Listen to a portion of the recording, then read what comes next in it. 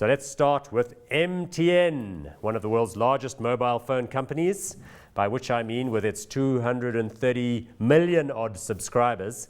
It in fact presents itself as one of the largest in the globe. Okay, it's not the all-time biggest. China Mobile takes that total with its 800 million odd subscribers, so that's a substantially larger one. But certainly MTN is in the first division with as many subscribers as that. Remember, 230 million subscribers means it's roughly 1 in 75 humans on the planet is an MTN customer. That's pretty impressive. Market cap of MTN is 403 billion rand, price to earnings ratio 14.23.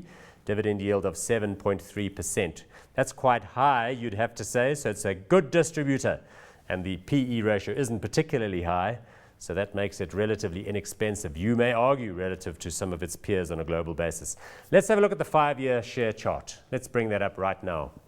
So what you can see there is a generally improving share price, looking pretty good, looking pretty fabulous, and so you'd have to say, till about the middle of 2014, at which point it gets a little bit shifty, starts drifting a little bit sideways, and then it's a little bit bumpy since then. So let's explore some of the reasons for that. Clearly the reason it's doing particularly well at the beginning is that it is the growth story that I was referring to. So somewhere in the earlier period of around 2011, 2012, management of MTN, the board, Phuthuma Nhleko, Sifiso Dabengwa, the CEOs sequentially decide that they aren't going to go hog wild anymore trying to buy up businesses all over the show, like in India they spoke about for a while and all sorts of other regions. What they're going to do is they're going to slow down a little bit, try to jack up the cash flows, try to get to a situation where they are distributing solid profits and paying an excellent yield, and going a little bit calmer on the capital development. Part of that has to do with the benefit of the conversion from 3G to LTE, because those towers don't need to be rebuilt, they just have to have new kit put at the top. With MTN, it's very important to talk about where the business is operating. Here we know we're in South Africa. They are the second largest player in the local market, but have a very strong position, and the average revenues per user are pretty high, lots of post-paid users. Then there's the business in Nigeria, where they were the first mover, and they have a dominant position with upwards of 50% market share, doing spectacularly well in a country that has very limited fixed line to compete with. That makes sense as well. In Nigeria, as we know, the electricity system is poor, infrastructure is poor generally. These guys put base stations in place, they supply them with electricity when it's available, and in other instances they use diesel generators to pump up their base networks. Remember, this is a country that still has lots of 2G stations and 3G stations. They haven't rolled up a great deal of LTE yet, so it has enormous latent potential for more of that, because Nigerians, like everyone else, like the fancy latest phones.